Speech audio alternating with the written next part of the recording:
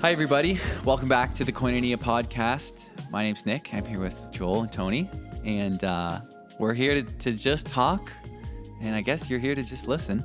So that's what we're going to do. Welcome back, guys, to the podcast. What's going on? You guys feeling alive? Yeah, my boss thinks I'm on a coffee break, so it's a great time.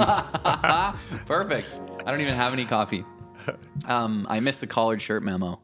You guys are fresh. Yep. Yeah, but do you have your Lululemons on? Yeah, always. Yeah, so Tony missed that memo. Yeah, that's all right. We'll get you some for Christmas. We'll split it. We'll take actually, we're going to start a GoFundMe for a pair of Lululemon pants for Tony. Anyways, we're not going to do that. Today we want to explore and share some stories with those of you who are watching and listening. And I thought it would be cool to frame our conversation in light of Romans 8:28. And this is a verse that I'm sure everybody's familiar with. And as I was thinking about it, often it's a verse we go back to when we're struggling or hurting or going through something difficult. And I think that when we don't have a clear understanding of what this verse is talking about, then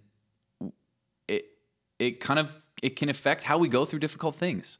So let me read the scripture, and then we can just kind of talk about it a little bit. So I mean, it says, Paul's writing here, and he's writing in the context of present suffering and future glory.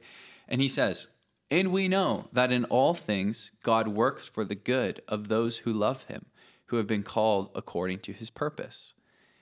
Or you may, what translates as an NIV? What do you got? Yeah, ESV is interesting. And we know that for those who love God, all things work together for good. Right. And ESV even has a note on verse 28. It says, some manuscripts say God works all things together for good, or God works in all things for the good. Right. So clear. Right. And it's so tempting for us to read that and go, oh, God wants to work all things together for my good. Great.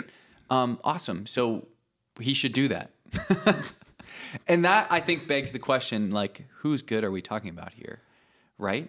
Because what I perceive to be good might be different than what God would perceive to be good. Well, so I don't know. Let's talk about this. That what you fundamentally said there, my definition of good, that is the Genesis 2. That's the original conflict that Adam and Eve had, was to trust and believe that God's definition of good was better than their understanding of their present reality.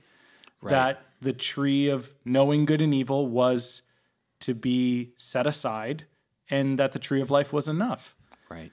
And drawing direct analogy to that, Jesus is our living tree of life. Right. And every day we constantly have the temptation of, is Jesus, our tree of life, our living well and fountain, enough in the midst of our present circumstances and the temptations and the problems and the tragedies and the sorrows that we face? Right. Right. And it's so tempting in the midst of those daily experiences to decide this outcome that I would decide for myself is what's actually good, when God might have something else in mind. To look and see that is good, and to seize and to take. Right. That's what. Right. That's the garden. That's the vocabulary of Genesis 2. That's throughout all the Bible, of looking, seeing something as good, and then seizing and taking it. Right. And yeah, so that's one side of the tension of it is, I would say control, but there is the other side of when you feel like you can't do anything and you're like, what is God doing? Yes, right. Yeah. Well, why don't we talk a bit about the other verses around it? Because that's going to help us, I think, understand what's Paul trying to say. Do you want to speak to that, Joel? Yeah, I was going to say it's hard to read it without immediately reading the verse 29, which starts with for those. So whenever you see for, it's indicating what's about to come is establishing the foundation for what has just been said. So Paul's working backwards. Yeah. So he said the thing about all things working together for good for those who love God and are called according to his purpose. And then it says for, or because in light of that idea. For those he foreknew, he also predestined to be conformed to the image of his Son. So there it tells you where God is taking all of his people, all of those who love him and are called according to his purpose, where he's taking them. Right. In other words, that's the good. That is the good that they are being drawn towards. Right. So that, okay, predestined to be conformed to the image of his Son, so that he would be the firstborn among many brothers and sisters. So again, an indication of purpose. Right. That when there's more people in the image of his Son, Jesus has more brothers and sisters who are like him. And those whom he predestined, he also called. So there's that called word again, those called according to his purpose. And those he called, he also justified. And those he justified, he also glorified.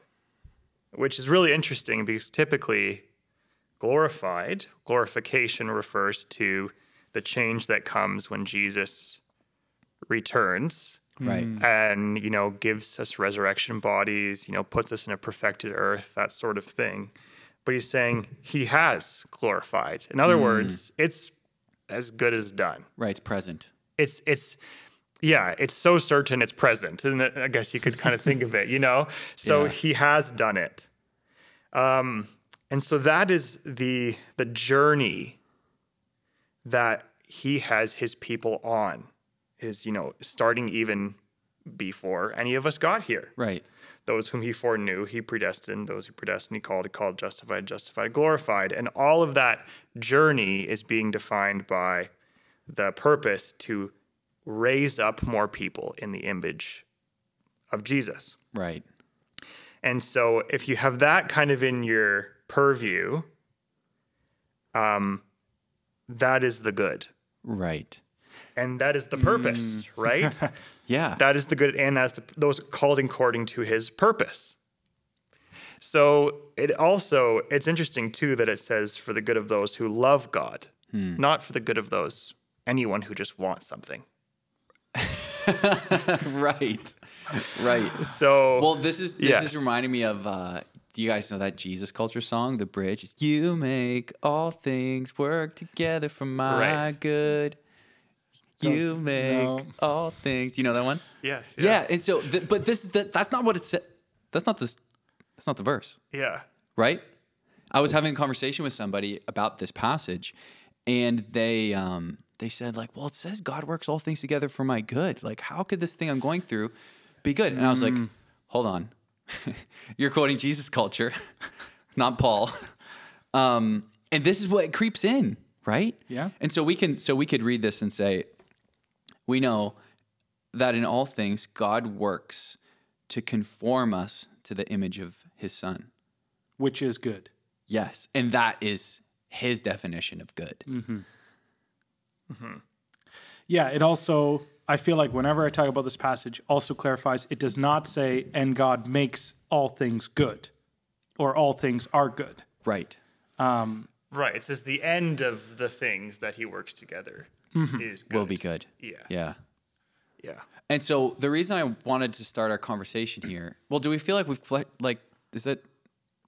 we clarified? I think we've laid a good foundation. I also think as we tell our stories, it will provide a good launch pad back into illustrate this. Yeah. Yes. I think just one thing I would want to say, and Chris Palmer recently said this on Instagram, is one of the most powerful things a theologian or a teacher can say is, I don't know. And I think I can speak for all of us where we can say we don't know the full how this passage is worked out. Like we trust God in the process, but this passage will always have complexity or confusion or when we try to apply it to our lives, because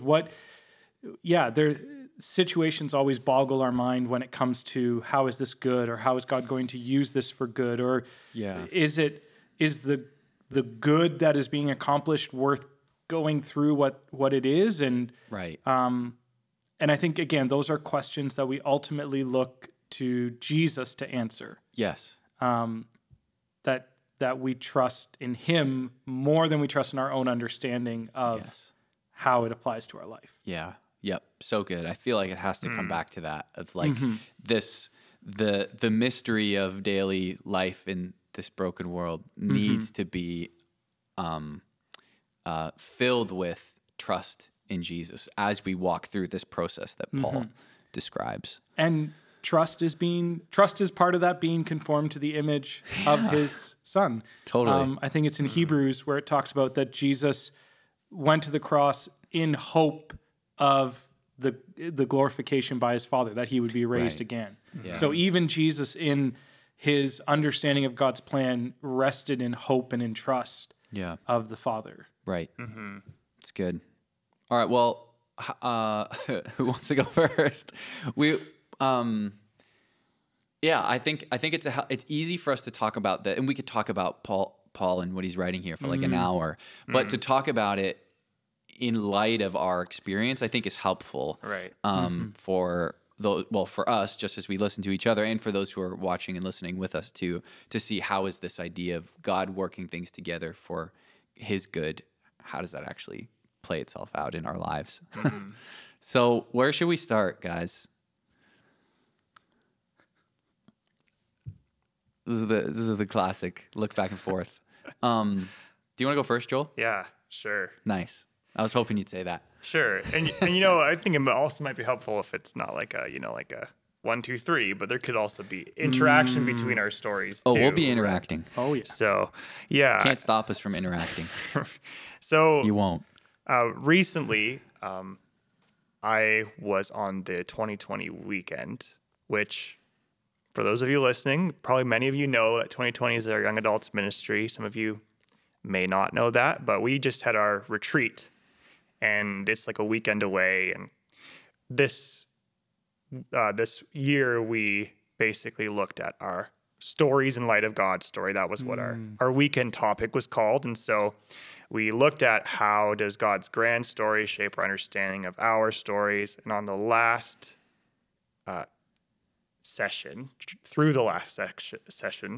I modeled what that might look like to look at a chapter of my life in light of God's grand story. Okay. And I looked not so much at like a specific chapter, but my journey with a visual impairment. Okay. And as we were getting ready for this recording, Tony reminded me that he doesn't actually know that much about what this has looked like for me. And it just kind of has struck me that might be many people in this congregation who probably have like seen some indication of a Right. visual impairment, but maybe like haven't really. Right. Like, why has Joel got his iPad so close to his eyes? Yeah, right. Or even like I thought about as I was watching the sermon from yesterday or Right. 2 days ago back Yeah. and thinking like, oh yeah, I'm looking kind of close to my computer screen. And if people were behind me, they would see, oh, and the font is huge. Yeah, So, my father-in-law said he could read the text of it, and he's like in the third row. so, Yeah. so that's something I've had my whole life. Right. It could be, it's possible it was something that changed within like 2 weeks of being born. We're not entirely sure whether I like literally the moment I opened my eyes for the first time, because your eyes are also developing Right. for the first few weeks of your life. Yeah. Yeah. And so you don't even see on day one what you're going to see. So it's hard. It's hard to know exactly. Right. Did they just stunt in their growth? You know, what's the cause? And there are other things too that, you know, diagnoses that the doctors have put on it. And so that is something I grew up with. And I would say that I, for the most part, haven't been super bugged by not being able to see things. Sorry, it's not funny. Just the way that you say that is Yeah. so. It's incredibly. It just has. I haven't been super bugged. Well, and I mean, Sorry, like, I went continue. through. I just No, thought it's it good. was funny. It's good because and then of course there are things I wish I could do. Like when I turned 16, all my friends were getting their license and driving cars. It was like then I was really sad because I wanted to own a car. You know, Right. that sort of thing. But Can you tell us about your field car? oh yeah, I did Just get quickly. I did get a car once that was like an old beater car right around the time my friends were getting their licenses and their cars, and I basically just joyrided it through my dad's farm fields. That's so awesome. I remember coming to school on Monday because your younger cousin is the same grade as Yeah. me, and he's like, "Dude, I was in a car with my legally blind cousin this weekend." I was like, "What on earth? Why?" So if I could pause and ask a question Yes. for the benefit of the Yes. audience. So Yeah. again, you walk with this, you call it a visual impairment so graciously. Like when you say you have a visual impairment, like what do you see? What Right. do you not see? Right. I mean, it's hard to know what I'm comparing it to, Yeah. but I mean, those visual acuity numbers are there for a reason in terms of like, normally people see 20/20. I see 20 over 200, which basically means what the average person sees 200 measurements. Yeah. I'm pretty sure it's feet. Measurements from their face needs to be 20 feet from my face in order to see in the same Okay. detail. And so it's kind of like it's more of like things are just not focused and not detailed and that sort of thing. But it's also in terms of distance, there are things distance wise that I just can't make out. Right. And even close, like writing has to be quite large and quite close to my face. Yeah. And so, I mean, it is true that I am legally blind. I mean, sometimes that people don't completely understand what is meant by that because they Right. kind of just think like, oh, you see black. But Right. very, very few legally blind people actually see the equivalent of seeing black. Like usually there's some kind of light or shadow and then in my case, it's even more than that Right. to like actually seeing Right. things, Yep. Yeah. So, so I would say that hasn't, aside from some instances, hasn't Sure. been super I haven't been super broken up about it. However, the byproducts of that were more difficult. Okay. So there are things like, when, like I just kind of knew that people didn't put as much weight on some of my opinions and things. Like when they would come to like a decision making, they would kind of just like I could just see that like decisions would be made around me, and I would. Interesting. And it's hard to explain, but it wasn't like people were mean. It was just that they kind of saw me as like someone to help, not someone to rely on. Yeah. And I would say that like I kind of grew up with a sense of like needing to make my weight and my worth and my honor as a person more clear to those around me. Wow. And that was the more difficult thing. And I think it was people didn't do it intentionally. They just kind of thought like, oh, well, he can't really see. And so he's like, you're probably not going to get his help on a lot of stuff. Right. I don't know if that makes sense. No, Yeah, that it does. does. And I think that explains why you, even just in my talking with you, you avoid saying a term like you're legally blind, because I understand now hearing what you're saying about what you've encountered through your life, how that might lead people to a connotation that would cause them to act a certain way around you, which would then make you feel uncomfortable, and then you would compensate. And so that does. So I would say attached to that was basically like I just really wanted to be taken seriously. Yeah. And I kind of mentioned this a little bit even in the sermon I preached with Pastor Brian on Sunday about, when this airs, it won't be. Yeah. People get it. People can go find it. There's like a subculture of people trying to guess what date we record these things on, so you just gave them some nice clues. Oh, Yeah. It's well, there you June go. 27th, guys. If someone just won a bet because of me, that's great. So anyway, and that kind of also led to a bit of like a defensiveness, and like there's kind of like I can still kind of have my back up if I feel like I'm detecting that someone is like not taking me seriously. Yeah. But the other side of that was, my family believed quite strongly that Jesus heals today. Yes. And I agree. I believe quite strongly that Jesus does that as well. And so there was a lot of, a lot of like time spent praying for healing, and that journey, developed. And so like, of course, over time though, I recognized that I wasn't, like my eyesight wasn't being healed. Yeah. The interesting thing though was that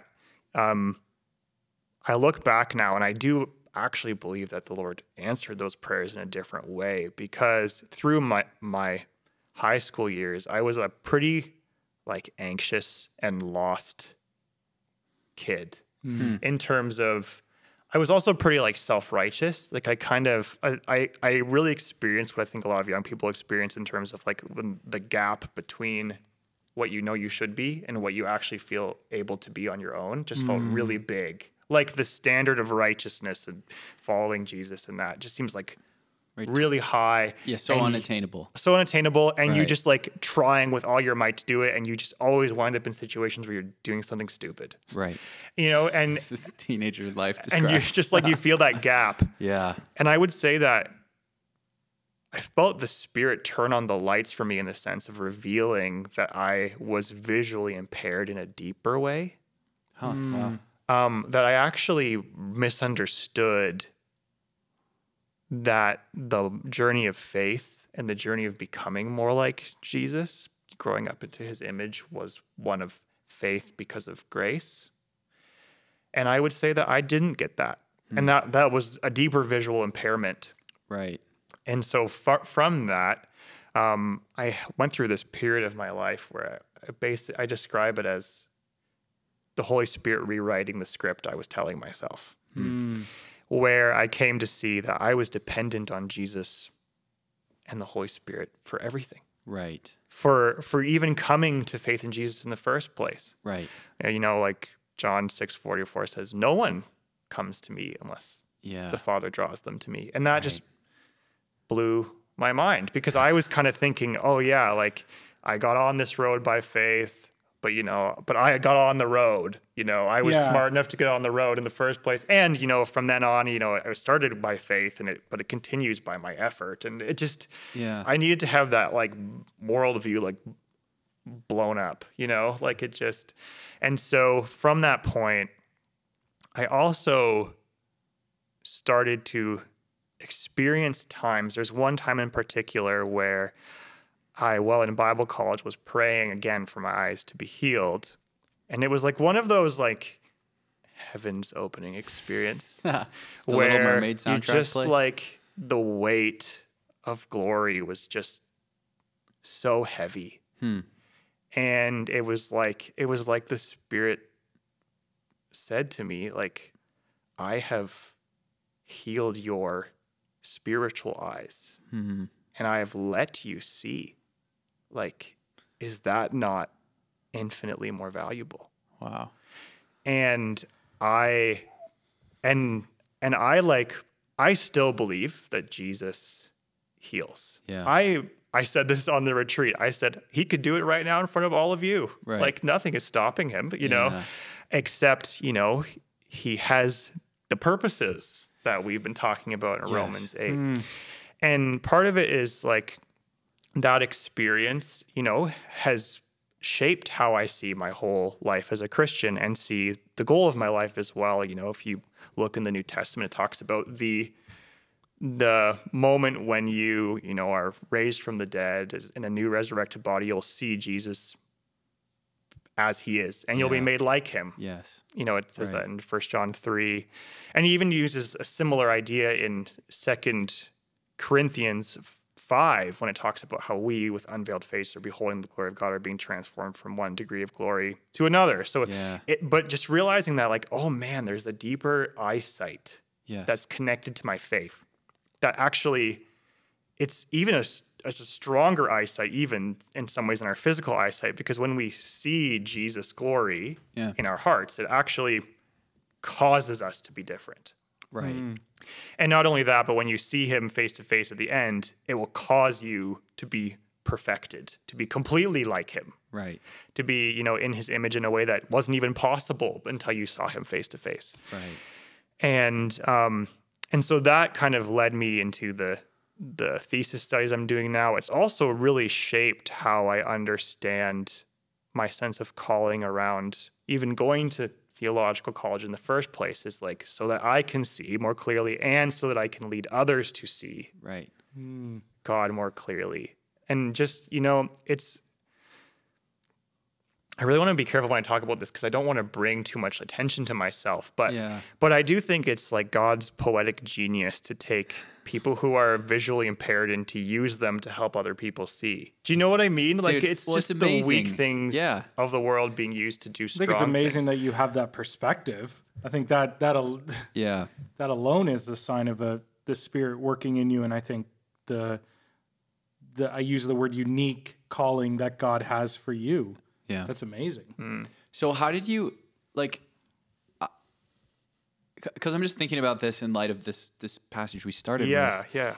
And did you have to make a shift in your mind where you were like, okay, I believe that Jesus can heal me. My family believes that. My church believes that. Yeah. And from my perspective, if God was working all things together for good, that's what he would do. You know? Like, Yeah. I can see how that mindset could be there. Did you wrestle with that? Or like, was that... Well, I did definitely. And part of it was because I wrestled with some of the gospel passages talking about like, if you believe you have it already, it's yours. That, Yes. you know, those, and we totally. can't really get in. I mean, it would be a rabbit trail to get into those Yes, today. sure. But I started to realize that even when it comes to my physical eyesight, it isn't really a question of if, but of when. Like if you, But even making that shift is huge. Not even not a Sorry, question yes. of if, but when. Because Yeah. that is the reframing of yeah. the definition of good. Because we always I always, when I think God, it would be good if you did this for me now. Right. Like it would be good if you healed my eyesight Yeah. today. But to be able to even make the shift of not if but when, like that's not a simple shift. No, it's true. And I mean, now looking at Romans 8, like those he justified, he glorified, like we know that means having a resurrected body with having eyes that work perfectly. Yeah. And so I even look at Romans 8:28, and that tells me when and not if, you know? Right, yeah. So it's but in the meantime, the question is like, I mean, we might even see better with our resurrected bodies than you Right. do now. Like Let's there's go. questions about like Yeah. you might come to think like, I don't know, this is speculation, but Great, you know, speculate. like, but it's like, I think it's okay speculate. It's sanctified speculation. You know, it's We'll allow it because your earthly like, eyes I aren't get as what you're strong. saying. We're scientifically right now, like, Yeah. we aren't seeing fully. Right. There's whole spectrums of provable, light and even color that are not seen. There's a certain kind of shrimp that has 16 cones for seeing color, and we only have 3.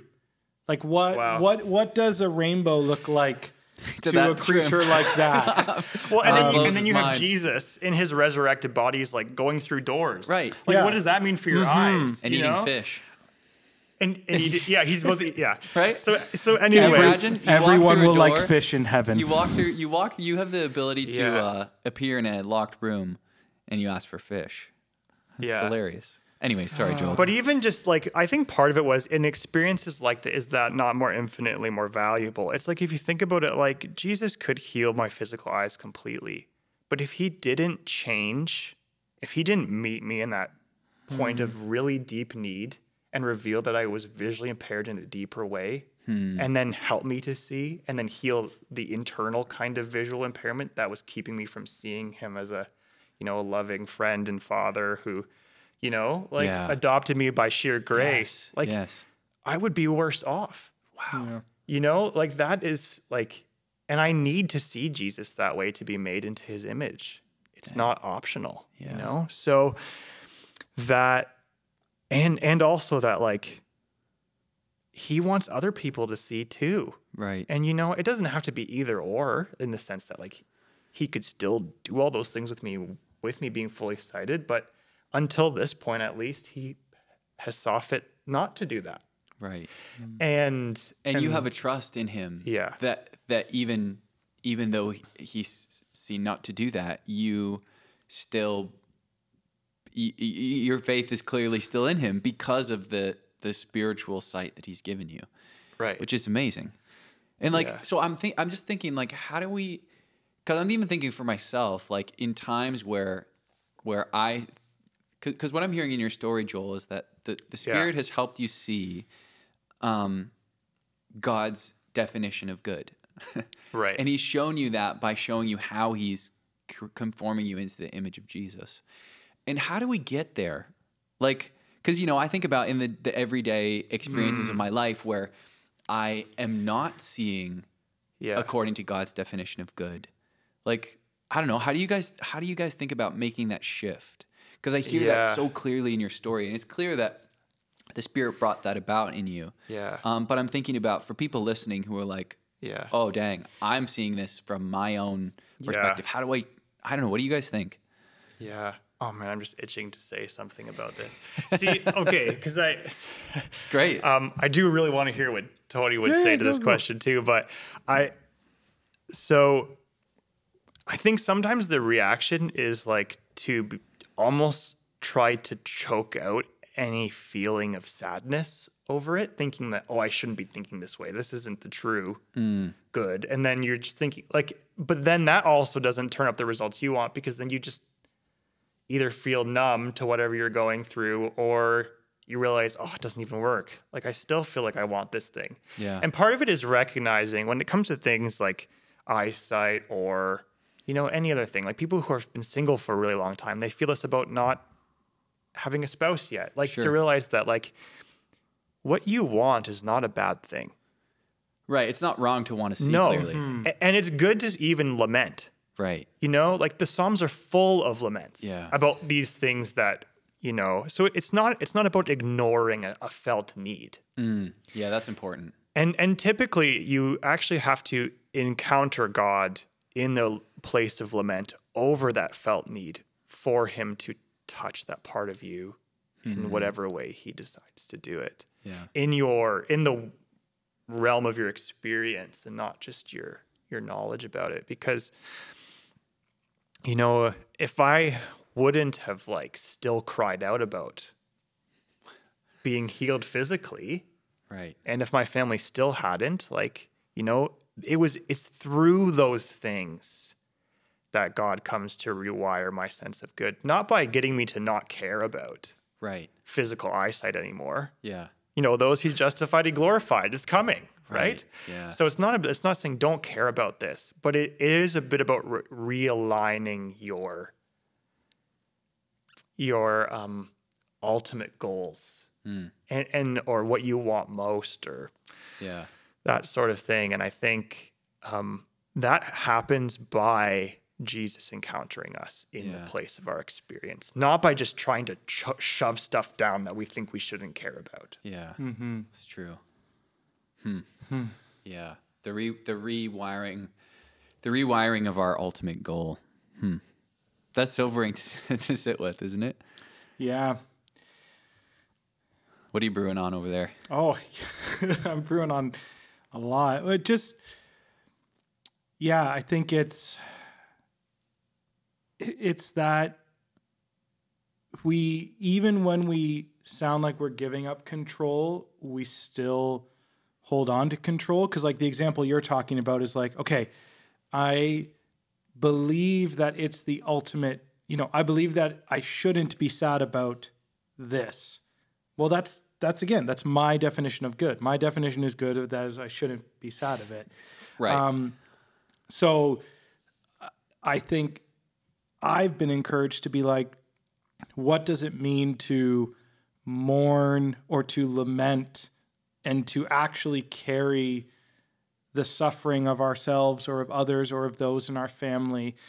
Two examples come to mind of when God kind of challenged me on that a little bit. So these are kind of quick ones. So one was I was at Urbana, which is a student missions conference, and there was a night where we were praying for those in the persecuted church, and we were in this huge stadium, and there were essentially these big banners set up with the different countries of people that we were praying for, and it was supposed to be a quiet time of prayer where you basically go from country to country and pray and really sit in that.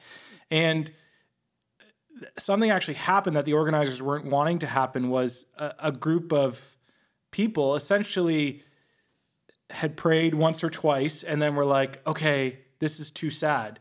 And they started leading an impromptu worship session, which eventually took over the night. And the Urbana leadership, I admire them. They came back the next morning. They're like, guys, this was not like, this was us being uncomfortable. This was us wanting to sing Awesome God more than we wanted to pray or think about people who are suffering. And in that. Wow. And I've faced that with, I have a close family member who went through a year-long like physical ailment, recovery from an operation, several things. And man, like from my perspective, they have their own story to tell and it's great. But from my perspective, it's like I had to learn that there wasn't an easy fix.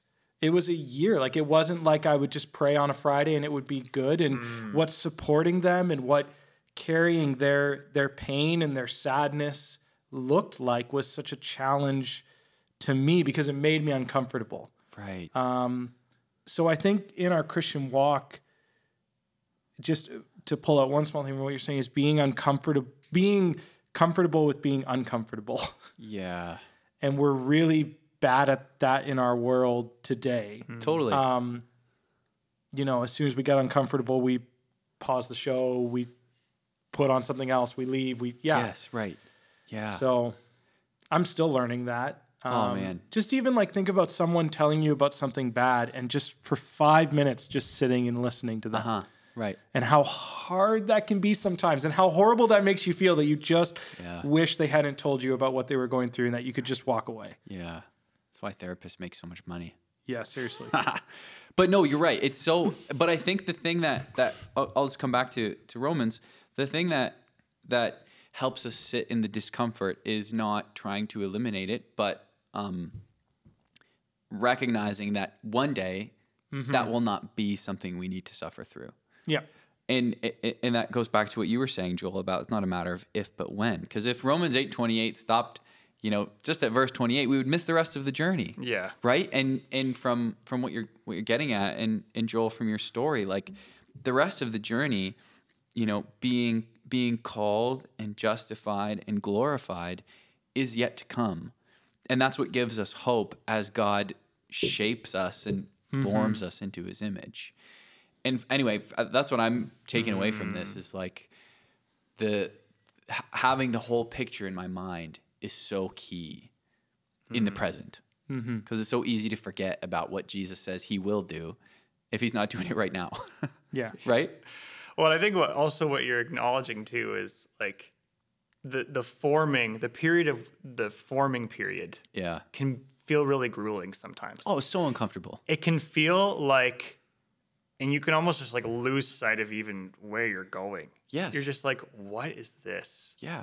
Like, what is the hope? And I'm wondering, Nick, if there is Please a time wonder. in your life when you have felt that period of, we might even call it groaning with verse 27.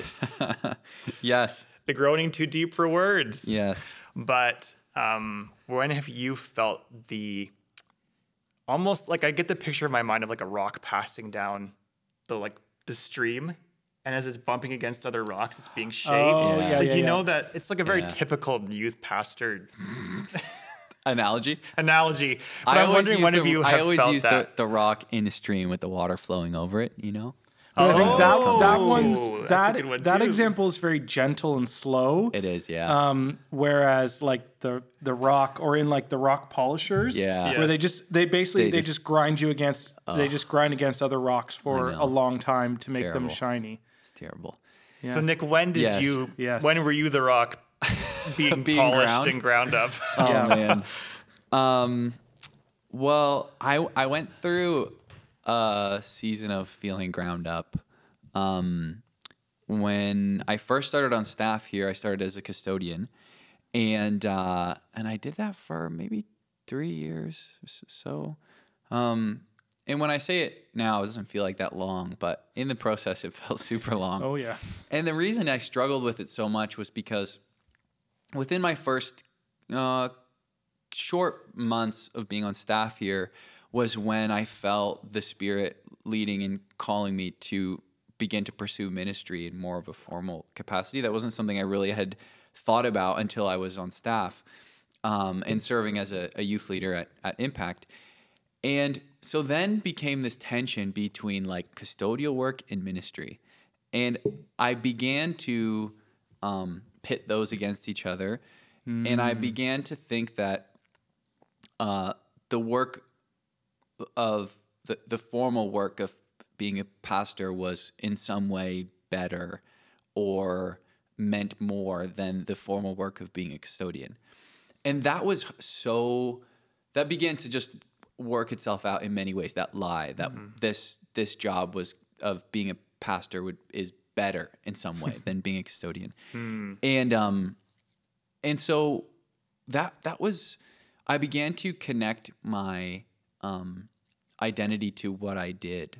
So then every time that I was hit with that reminder that, like, no, you're a custodian right now, you're not doing this pastoral work full time, that then began to, I allowed that to speak to my own personal value as a person.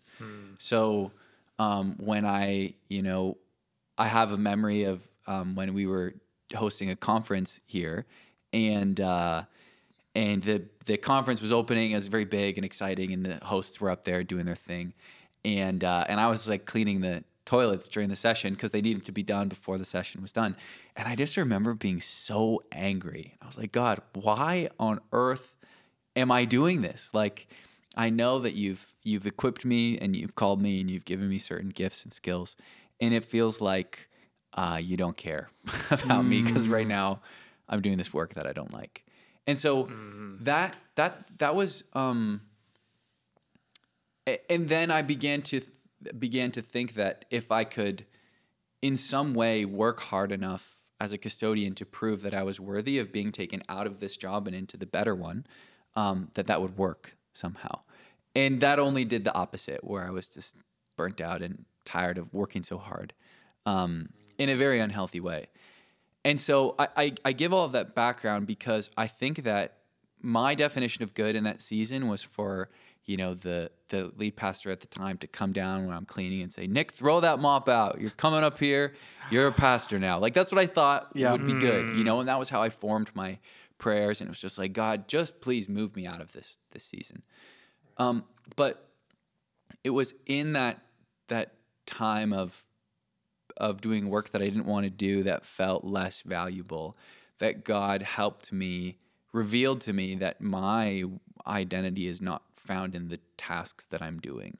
And I needed that because I know that if my definition of good was given to me in that season right away, that I would have been a crummy pastor because my assumption was then this job is the thing that makes me worthy and valuable. And so then it's so easy to stand on the platform and collect your value from the things that people say or do. And I would dare say not even the real job of pastoring, the small 10% shiny slice of it. Yes, totally. If I know you well enough and know the pastors here well enough, so much of what you do is unglamorous and unseen and difficult.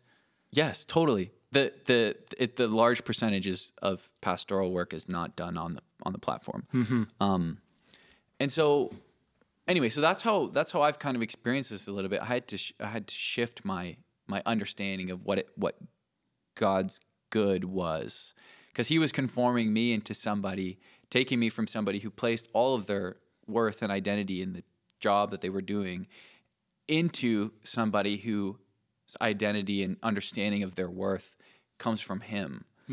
And I know that if I still needed my job to be the thing to give me that feeling of confidence and feeling of value, I would be in big trouble. Yeah. But in the moment, it was so hard. Like the nights that I was here till 11:30 p.m. cleaning after doing ministry, like doing Impact and then staying and cleaning. Like I hated it. I didn't like it at all. It was so difficult. But I needed I needed that because I needed God to remind me that no matter how like frustrating my tasks were as a custodian, they didn't determine my value. And I come back to that so often now, especially when now doing pastoral work, I'm like, oh man, this is actually pretty difficult. Yeah. Right? We don't do conferences anymore. No. There's not, there's things that are missing that if you had idolized those things, Yes. being here wouldn't satisfy you either. Totally. There was actually I'll share this and then we should probably wrap up in a couple minutes, but there was a moment at the beginning of the pandemic where we were on our first like call with the youth leaders. You may remember this on Zoom. Yes. And we were just talking. I mean, I don't know what I was saying. I had no idea what was coming, but I was just talking about, hey, this is what we're going to try and do. You know, we're going to make some videos and we're going to hang out on Zoom, play games and whatever. And I remember saying to the Impact leaders, everything that was really cool about being a youth leader is gone now. And it's just us and the students. And that's it. Those weeks were rough. Yeah, it was really difficult. And yet those experiences removed all of the things that I thought brought value to me when I was doing, being in a room at the front of a room with 100 teenagers is incredible. They're so loud and there's so much energy and it's amazing. But that's not what doing pastoral work is actually about. It's actually about teaching students how to read scripture and praying with them and hearing about the same thing that they've been struggling with for so long and helping them walk through that. Yeah. And moving our ministry online removed all of those things that I used to collect my value from. And that was another moment where I was like, oh, dang, everything that I thought was a value input for me is now gone. And it's just God's equipping of me and his calling of me as his son. And this is what he's called me to do. Which that was like a boom boom for you because literally the Sunday you were inaugurated in front of the congregation as it was announced officially that you were the youth pastor. By next week, 7 days later. No, my first official Sunday was our you're right, was our last Sunday in person. Yeah. By 7 days later, we were shut down. Yes. And nothing was going on. There was no Impact, no Sunday services and that. Yeah. So the moment it's like you sat down in that chair you had coveted, it was like, all right, now completely different. Yes. God used that to say, my son, I've been teaching you this whole time. Your value does not come from this thing that you do, And so that has been a way that I have totally been shaped into the image of Jesus through those very uncomfortable and sad and difficult times. I think one interesting thing that I heard you say that I think is really valuable is God didn't explicitly change that you now thought custodial work was valuable and you got your value from it. And I think that's the temptation with all of us that maybe as Christians we've been too cliche sometimes to be like, okay, but what you're doing is important. It's just as important as X on the platform in that. And I think setting aside that argument or that line of thinking is actually more valuable to say, okay, Jesus, where does my value come from? Than trying to convince ourselves that folding cardboard boxes is just as valuable as X, is just as valuable as Y. Like that's a journey I've had to come through on my own work. Where what does it mean to do it for the Lord, not to try to hype yourself up that cleaning computers is just as valuable as, I don't know, doing a budget. I totally. Don't even know. No, you're right. Yeah. You're totally right, because it had to be a change in perspective, not of the thing that I was doing, but of who God said I am. And if I believe that I'm God's son and he's called me and equipped me to serve him wherever I am, then I could preach a sermon or I could clean a urinal. And I've done both today. So, yeah. Well, and I think knowing the three of us, that statement can kind of sum up all our lives right now, where all of us are both at spots where we've long dreamed of and wanted to be, being married, completing, education, attaining positions, but also at very clear places where we're struggling with, God, what does the dream look like? I'm not there in this aspect of my life. And I know that probably 5 years from now, we can do a podcast about the things that we're working through right now. And that's the beauty, I think, of the journey, the continuous journey of Romans 8:28. Yes, totally. It's every season of life. Yes. We're always being conformed and we are continually being glorified until, like you said, Joel, one day we're face to face with Jesus, and that is totally done. I can't remember who said this. For some reason, I'm thinking it's one of my profs at Regent, but I feel like they may have taken it from C.S. Lewis or something. But so you can go Google it and see who said this first. But Let's talking find about out. as a bee is inextricably middled. Inextricably Middled. But the idea of like we kind of live most of our lives in the gap between hope and experience of like there's the thing we're hoping for and looking for and it's out there somewhere. Yeah.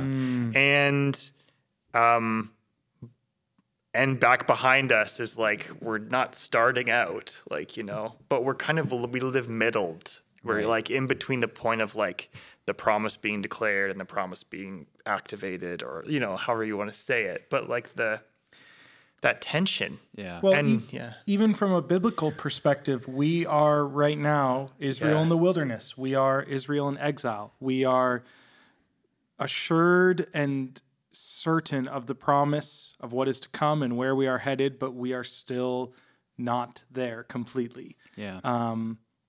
So I think that's the biblical authors of the Old Testament and the New Testament wrote that way all the time. yeah.